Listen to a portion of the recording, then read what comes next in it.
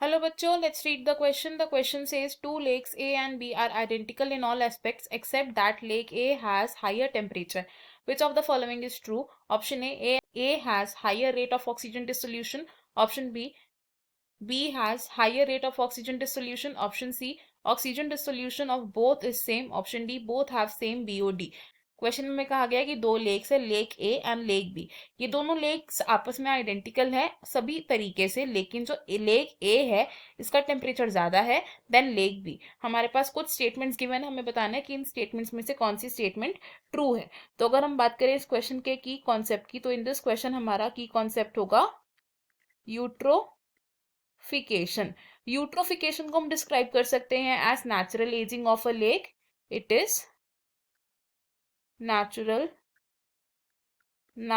Ageing of a lake. और eutrophication को अगर हम समझे तो जब एक लेक यंग होती है तो इस यंग लेक का वाटर कैसा होता है?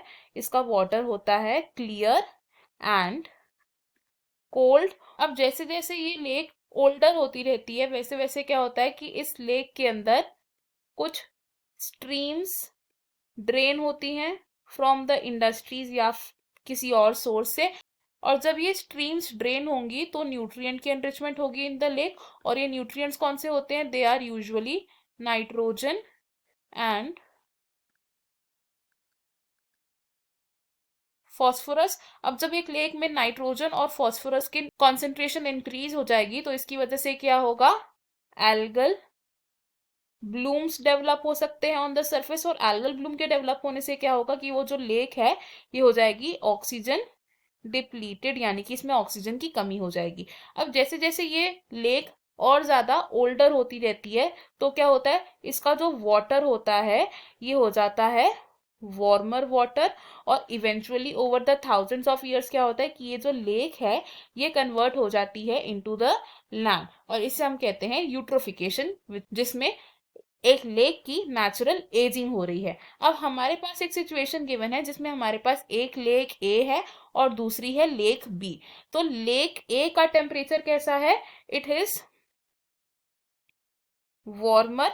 अब ये जो लेक ए है इसका टेम्परेचर वार्मर है, यानी कि इसमें मोर ऑर्गेनिक मैटर प्रेजेंट होगा। इट हैज मोर ऑर्गेनिक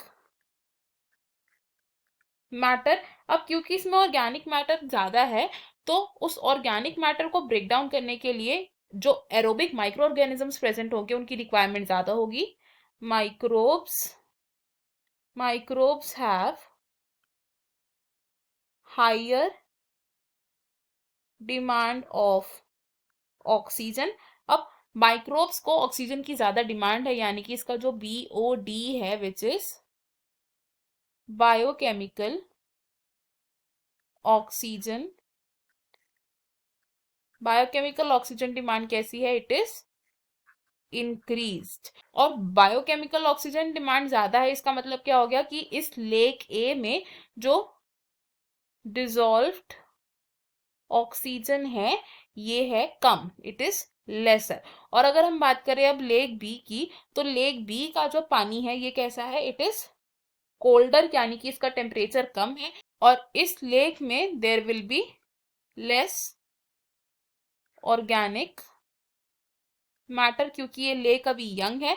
और लेस ऑर्गेनिक मैटर की वजह से इस लेक का जो BOD है ये होगा डिक्रीज्ड। और जो डिजॉल्व्ड ऑक्सीजन है ये कैसा होगा? It is more. तो यानी कि लेक बी का जो ऑक्सीजन डिसोल्यूशन है वो ज्यादा है और लेक ए का जो ऑक्सीजन डिसोल्यूशन है तो वो कम है। हम कैसे लिख सकते हैं? लेक ए का oxygen dissolution is lesser than lake B, यानी कि लेक बी का ऑक्सीजन डिसोल्यूशन ज्यादा है।